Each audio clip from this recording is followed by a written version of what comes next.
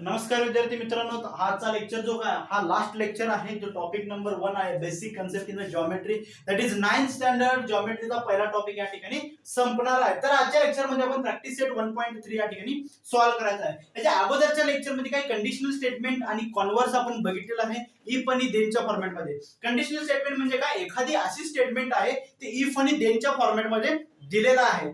तर त्या स्टेटमेंट जर इफ आणि देन जर चेंज केलं तर त्याला काय म्हटलं जातं, कॉन्व्हर्स म्हटलं जातं. कंडिशनल स्टेटमेंटचा इफ आणि देन इंटरचेंज केलं, इफच्या जागी देन ठेवलं आणि देनच्या जागी काय ठेवलं, इफ ठेवलं, तर तो जो काय आहे त्याला म्हटलं जातं दॅट इज कॉन्व्हर्स. तर आजच्या लेक्चर मध्ये आपण प्रॅक्टिस सेट 1.3 सॉल्व्ह करण्यासाठी काही क्वेश्चन दिलेले आहे. तुम्ही काय करा, हा लेक्चर वर टेक्स्टबुक तुमच्या समोर असणं गरजेचं आहे. तर या ठिकाणी दिलेलं आहे opposite angle of parallelogram the concurrent. आता एक पॅरलोग्राम आपल्याला काढायचा आहे या ठिकाणी, ठीक आहे. सगळ्या गोष्टी बरोबरच सांगितलेल्या आहेत. हे अपोजिट अँगल जे काय पॅरलोग्रामचे हे कसे आहेत, इक्वल आहेत अशा पद्धतीनं या ठिकाणी सांगितलेलं आहे. तर हे काय करायचं, आपलं इफ आणि देनच्या फॉर्मॅट मध्ये लिहायचं आहे. कसं लिहिलं पाहिजे की आता बघा मी क्वेश्चन बघतोय की इफ, आता इफ द गिवन क्वाड्रिलेटर, हा क्वाड्रिलेटरच आहे, एक चौरकणच आहे. If the given quadrilateral are parallelogram then their opposite angle कशा आहेत, कॉन्करंट आहेत. इफ आणि देनच्या फॉर्मॅट मध्ये कसं दिलं, दिलेलं काय the opposite angles of parallelogram are congruent, म्हणजे एका पॅरलोग्रामचा ऑपोजिट अँगल हे कॉन्ग्रंट आहेत असं त्यांनी दिलेलं आहे. तर हेच इफ आणि देनच्या फॉर्मॅट मध्ये लिहायचं आहे. कसं लिहायला पाहिजे, तर जर समजा हा दिलेला क्वाड्रिलेटर, दिलेला चौकोन जर हा माझा पॅरलोग्राम असेल तर काय असणार आहे, तर आणि तर त्याचे जे ऑपोजिट अँगल आहेत ते कसे आहेत, एकरूप आहेत, म्हणजे कॉन्ग्रंट आहेत.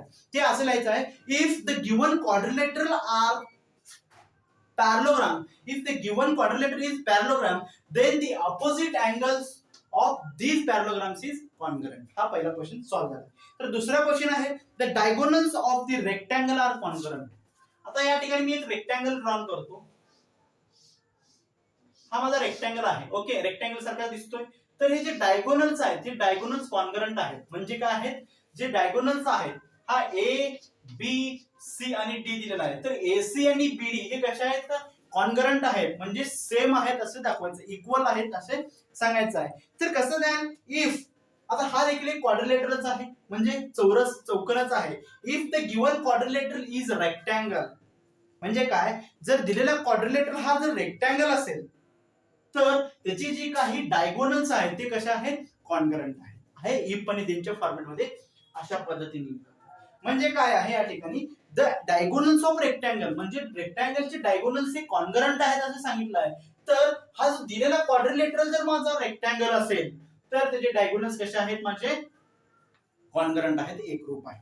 तर थर्ड, इन द आयसोस्केल ट्रायंगल, एक आयसोस्केल ट्रायंगल आहे, the segment line joining, the segment joining between the vertex and mid point, आणि वर्टेक्स आणि मिड पॉइंट जे काही लाईन आहे, सेगमेंट ड्रॉन करतोय, तो सेगमेंट जो काय आहे तो त्या बेसला कसा आहे, परपेंडिक्युलर आहे. आता हा आयसोस्केल ट्रायंगल असं कन्सिडर करा. तर वर्टेक्स पासून ते मिड पॉइंट पर्यंत एखादा माझा हा लाईन जॉईन केलेला आहे.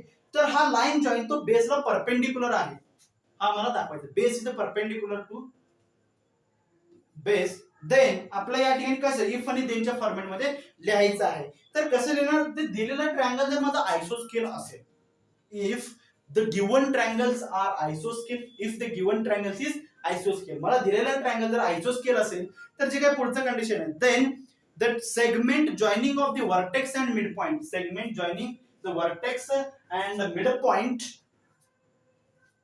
Of the base is perpendicular to the base, of the base is perpendicular to the base असं आपण सांगू शकतो. आता क्वेश्चन नंबर 2, तुम्ही टेक्स्ट बुक उघडला असेल तर त्यामध्ये क्वेश्चन नंबर 2 प्रॅक्टिस सेट 1.3 मधून क्वेश्चन नंबर 2 त्या ठिकाणी बघा, write the converse in the following statement. आता कंडिशनल स्टेटमेंट आपल्याला दिलं आहे. आतापर्यंत आपण काहीतरी नॉर्मल वाक्य दिलेलं होतं, त्याला कंडिशनल स्टेटमेंट मग कन्वर्ट करायचं होतं. तर आपल्याला आता अगोदरच कंडिशनल स्टेटमेंट दिला, त्याचं कॉन्व्हर्स करणं म्हणजे काय, त्याचं जे काय इफ आणि देनची फॉर्मॅट आहे, ते जर जे काही पॉइंट्स आहेत इफ आणि देनची जे काही फॉर्मॅट आहे ते काय करणं, इंटरचेंज करणं. आता इंटरचेंज कसं करायचंय, आता दिलेलं आहे, the alternate angle formed by two parallel lines and their transversal are congruent. ठीक आहे. तर दिलेलं स्टेटमेंट आहे, the alternate angle formed by two parallel lines. आता दोन पॅरलल लाईन्स पासून जे अल्टरनेट अँगल तयार होतात, समजा हे दोन पॅरलल लाईन आहे, ठीक आहे, एक ट्रान्सव्हर्स त्यामध्ये ड्रॉन केला, तर हे जे काय अल्टरनेट अँगल आहेत असं समजा, हा जे अल्टरनेट अँगल तयार होतात ते कॉन्ग्रंट आहेत असे त्यांना म्हणायचं आहे. तर आपण कसे लिहायला पाहिजे, इफ द अल्टरनेट अँगल, काय दिलं आहे, इफ लिहायचं आहे the alternate angle formed made by two parallel lines. जर दोन अल्टरनेट अँगल दोन पॅरलल लाईन्स जर मेड तयार होत असतील, if the two alternate angles, हे दोन alternate angles is formed by the two parallel lines with their transverse, then these two angles are congruent. म्हणजे तर जर माझ्याकडे दोन पॅरलल लाईन्सला एक ट्रान्सव्हर्स करून एक अल्टरनेट दोन अँगल तयार होत असतील, जर तर ते दोन्ही कसे आहेत, एकरूप आहेत. हे जर आणि तरच्या भाषेत लिहायचं आहे.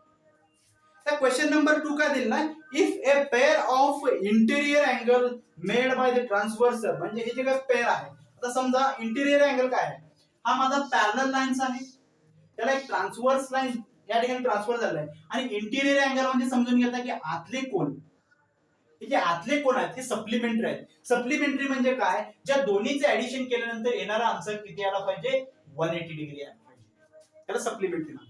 हे सगळे गोष्टी समजून सांगत इफ आणि देनच्या फॉर्मॅट मध्ये देखील लिहायचं आहे. If a pair of the interior angle made by the transversal of two lines are supplementary, then the lines are parallel. जर सप्लिमेंटरी असेल तर ते लाईन कशा आहेत, पॅरलल आहे. आता हे उलटा फॉर्मॅट मध्ये लिहायचं आहे. उलटा फॉर्मॅट मध्ये लिहायचं असेल तर काय लिहिणार आपण, आता काय ते दोन लाईन्स, आता जर या दोन्ही लाईनचे जे आतले अँगल आहेत ते सप्लिमेंटरी असतील, म्हणजे त्यांचे दोन्हीचे समेशन जर 180 असेल येत असेल, तर हे दोन्ही लाईन्स कशा आहेत, पॅरलल आहेत असं म्हटलं आहे. आता तर म्हटलं तर हे दोन्ही लाईन पॅरलल आहेत. आता आपण काय म्हणायचं, जर हे दोन्ही लाईन जर पॅरलल असतील तर त्या इंटिरियर अँगल जे काय तयार होणार ट्रान्सफर पासून तयार होणारे इंटिरियर अँगल आहेत ते कसे असणार आहेत, सप्लिमेंटरी असणार आहेत. If the two lines are parallel, if the two lines are parallel, then transverse the interior angle made by that, then they are congruent.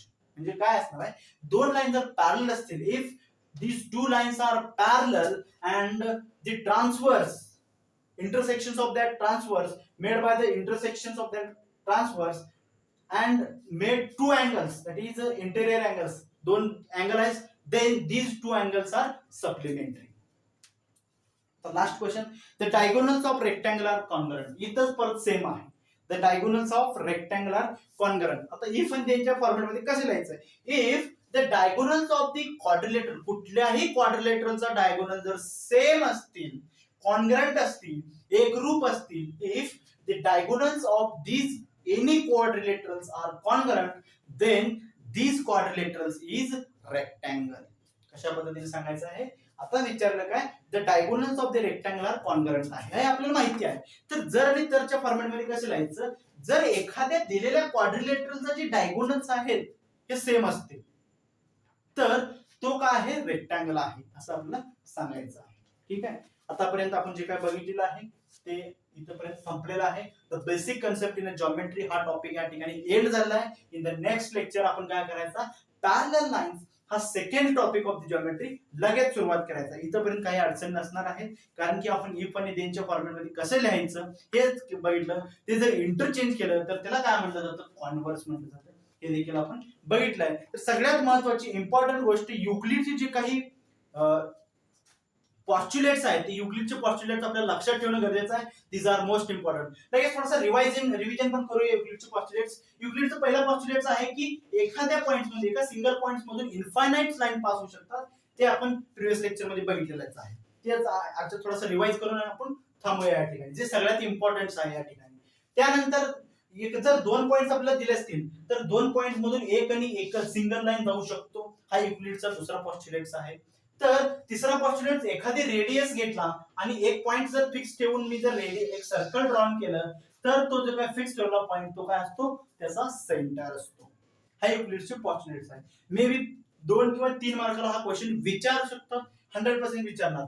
तर दोन राईट अँगल आहेत, हा दोन राईट अँगल आहेत, तर दोन्ही राईट अँगल इज ऑलवेज, कुठलेही right angle कसे असतात, कॉन्ग्रंट असतात, म्हणजे एकरूप असतात किंवा इक्वल व्हॅल्यूचे असतात. कारण की कॉन्ग्रंट म्हणजेच राईट अँगल म्हणजेच 90 डिग्री अँगल, 90 डिग्री अँगल म्हणजेच राईट अँगल. तर या ठिकाणी आपण काय करूया, या टॉपिकला एंड झालेला आहे. तर नेक्स्ट लेक्चर मध्ये आपण लगेच नेक्स्ट टॉपिकला सुरुवात करू.